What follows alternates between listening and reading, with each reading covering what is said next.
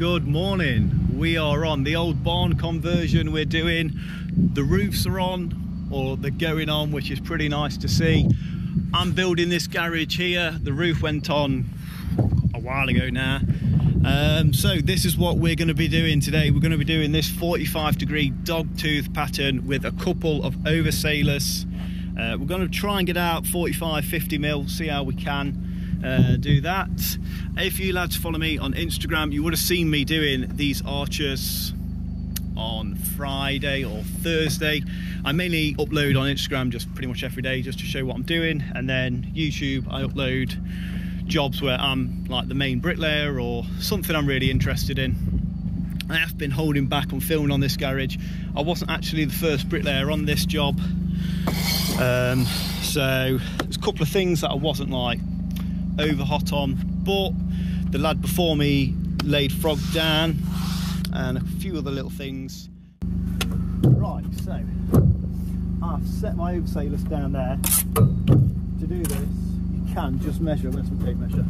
You can just measure what you want at. So in this case I'm doing 20 mil, but I've marked 20 mil on my level, put it down there, knock them all out to it, and then it also ranges it in at the same time,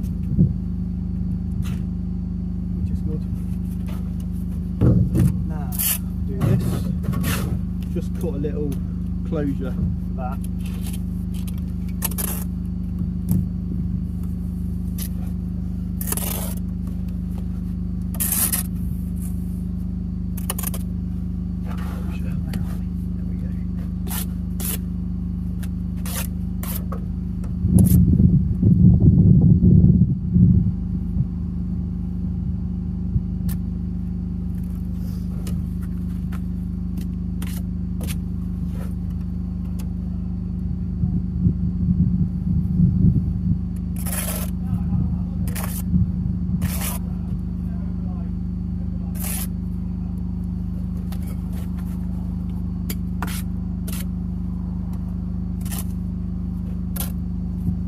I always tend to bring the muck quite forward to create like a little arch, not an arch, but if you bring it right forward it'll stop the brick tilting that way, which you don't want.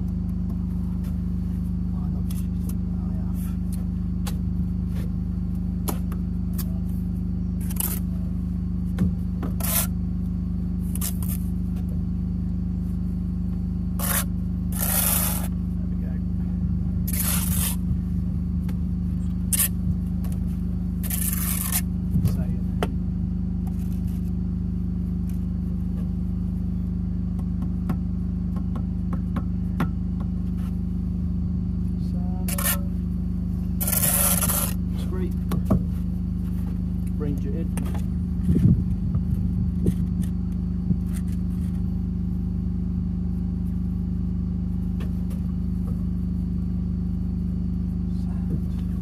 And then you can check it level across.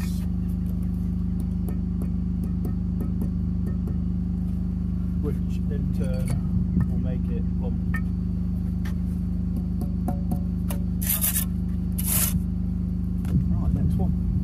Alright then, so I've just got this one set here, and I've also set this corner up here. So I'm going to run it in now and see how we get on. Shouldn't be too bad. I've got my I've got what are these called? I've got the name of them. Anyway, we've got these in that second course going all the way through. So yeah, let's crack on. And I like a really tight line, especially when doing patterns like this. Now you could use a fits brick or clamp or whatever they're called. I ain't got any, and I don't want to pin in and under. So what I've done, I've wrapped my line on the scaffold tube and then round the corner on the other scaffold tube, and then this way I can pull it really tight. When doing like any oversailor, I don't know if I've mentioned this, but I bring my compo quite far to the front with a nice sharp arris on it, and then that way brick, even though it's oversailing, it won't want to tip.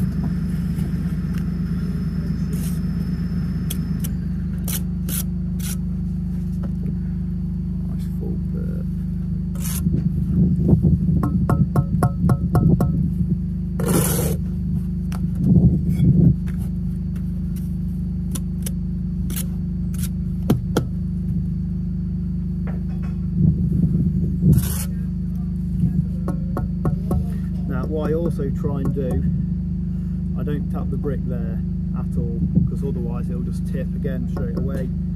So I kind of tap it on the back, almost central on the back.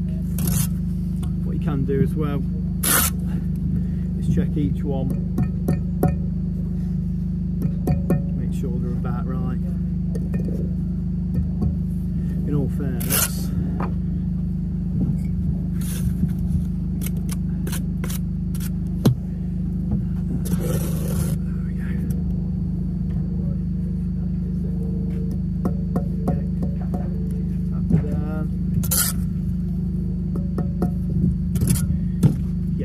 use a boat level for each one, in all fairness, but once you set your first couple up, all you got to do is follow your face plane here and there, and you're all good.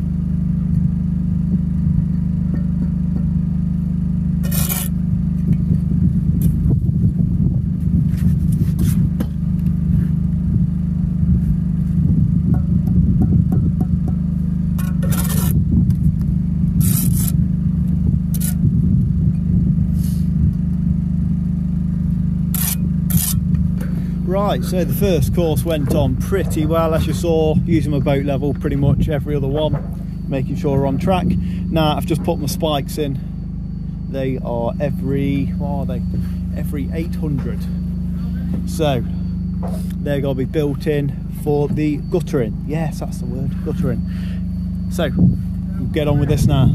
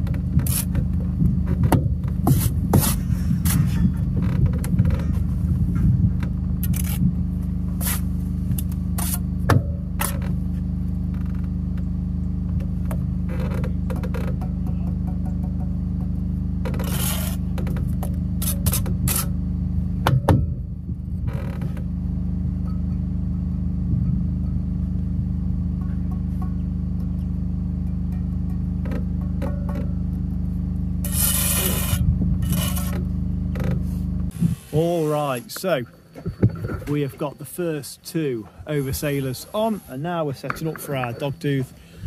So set this here, and I've also done the same over there to make sure I am 45. What I've done, I've just measured back from this corner to that arris right there, 70 mil, so I'm square and 45, and then I'm just using a quick square to then square off this brick, and I've done the same over there, and then I'm just going to hang my line from there over there.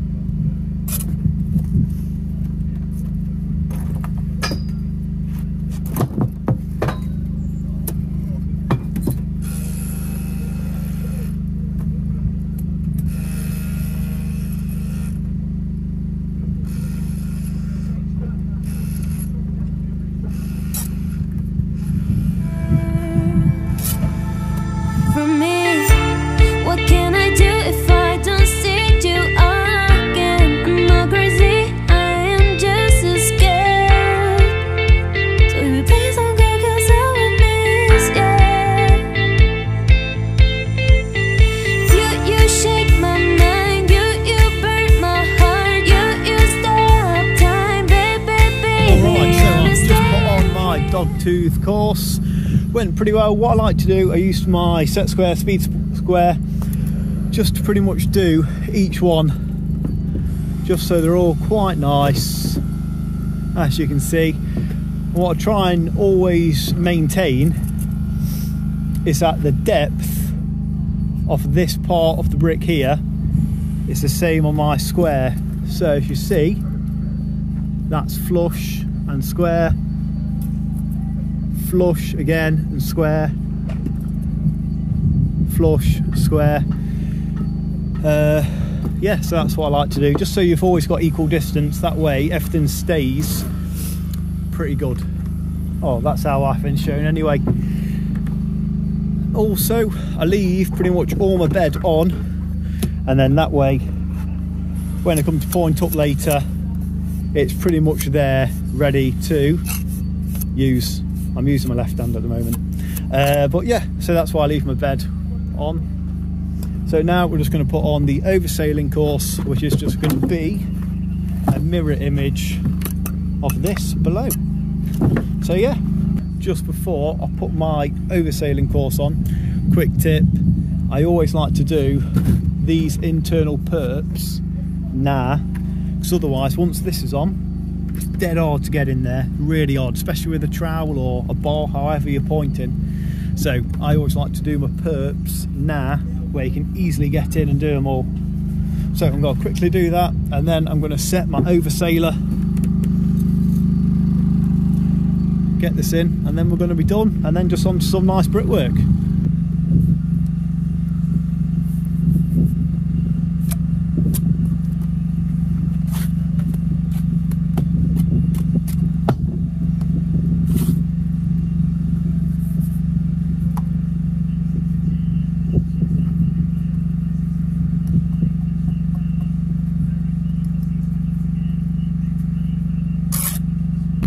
So a couple of things I like to do with my oversailing course, I put like little mountains of compo rather than a normal bed.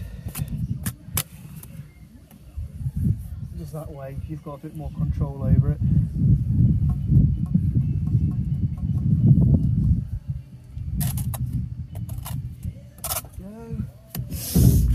Oh. Ideally you want a small trowel for this. Not a 12-inch, but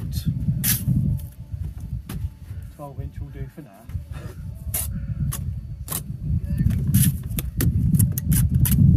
Same principle as these two oversailers really, just gently down. Try and make sure they're level across, meaning the plumb. Sound.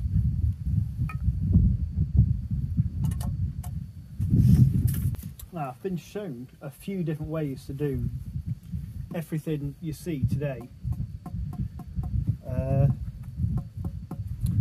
This is pretty much the way I've been taught. I don't know if other people do it differently. I don't often do this sort of work, you see. Probably only done it, well, done it a few times, but probably no more than 10-15 times. Maybe a bit more, but this seems to be the way. Seems pretty easy, I think.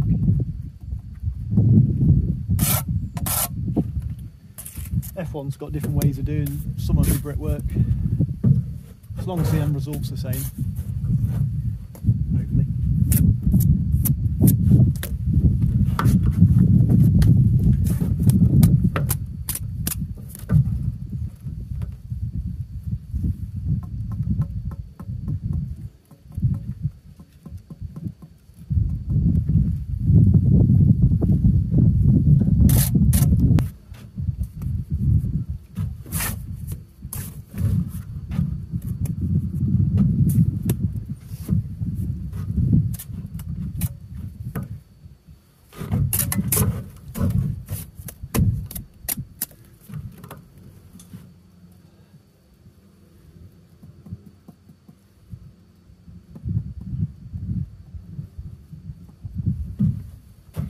There we go, we have finished our pattern work, which is nice. Went pretty well, in all fairness. Just got a lot of pointing to do now. The pointing is what takes the longest on this sort of work, because you can do a nice job but mess it up with pointing. So I'm just going to spend a bit of time doing some pointing, and then yeah, that's pretty much done. Earlier you saw me putting all my beds on, and I was being quite generous with my bed and not really scraping the snots off. And the reason is that when you come to point, half your gear is already right there ready for you. So all you got to do is just shape it up a bit, fill in there, but it's pretty much already done for you. So that's why I was quite generous with my beds earlier and not really scraping any of my snots off, because it's all pretty much ready to go now. Anyway, I need 2 hands for this. It's a bit awkward.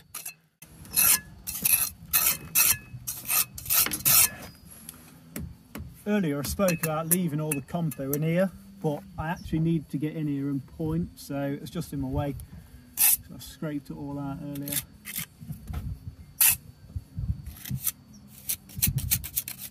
Oh, so time consuming, this part. But if you spend a bit of time doing this, it just makes the job look a little bit better. Well, it makes it look a lot better, because you can really rush your pointing and make a good job look pretty naff. So you just spend a bit of time pointing, get it all right. And then bought this when I went tool shopping a couple of months ago. Now I was after a horsehair brush just for fiddly work like this, but Amtech, who do those barrel pointers, started selling these paint brushes, which are, you know what, they're pretty perfect for getting in tight spots like this. It's pretty much as good as a horsehair brush. So yeah, I think it was only a couple of quid as well. You could just use a normal paintbrush if you're being really particular, but yeah, it's not too bad in all fairness. Makes a nice job. Right.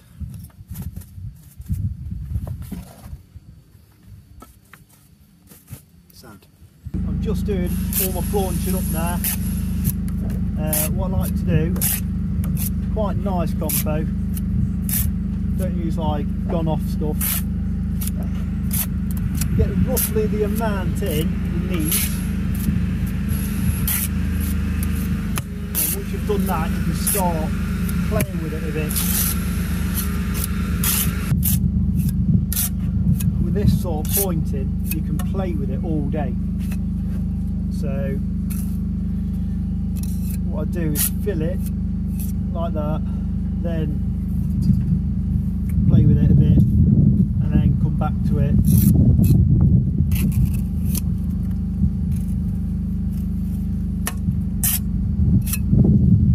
Just keep shaping it really. Get it about right, and then you can come back to it once it's gone off a tiny bit more. There you go, that's almost right, that.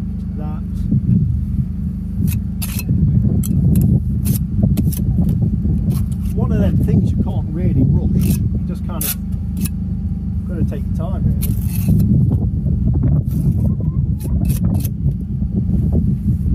Okay, then we go back to the first one. Just make it nice and pretty.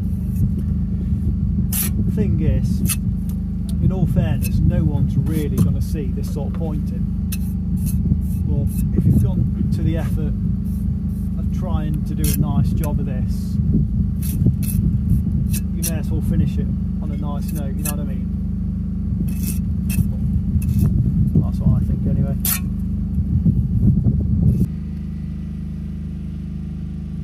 There we go. There we go, we have finished our pattern. Oh, the little hole there. Yeah, finished that pattern, done all the pointing. I'm pretty happy with it. It looks pretty good. Got all our ironmongering for the guttering, which is pretty good. So yeah, that's pretty much it really. It took a lot longer than I thought just because of the pointing, and these bricks are a bit wet, so not the easiest to do with wet bricks, as you lads know. And then we've got our return here, which marries into brickwork there, and then we'll have the same pattern going up the gable end eventually. But yeah, overall I'm pretty happy with today. I mean, it's still early, so I'm gonna go do some brickwork now, but that's boring. So yeah, overall pretty happy, buzzing. Right, cheers for watching, guys. Make sure you like and subscribe and all that shit. We're almost 2,000 subscribers now actually, which is mad. Why would 2,000 people want to watch me? Anyway, I will catch you in the next one. Don't look too bad at all. I love them arches with this. Looks really good. Obviously, I've probably done it a different way, or probably totally wrong. But we've got there in the end.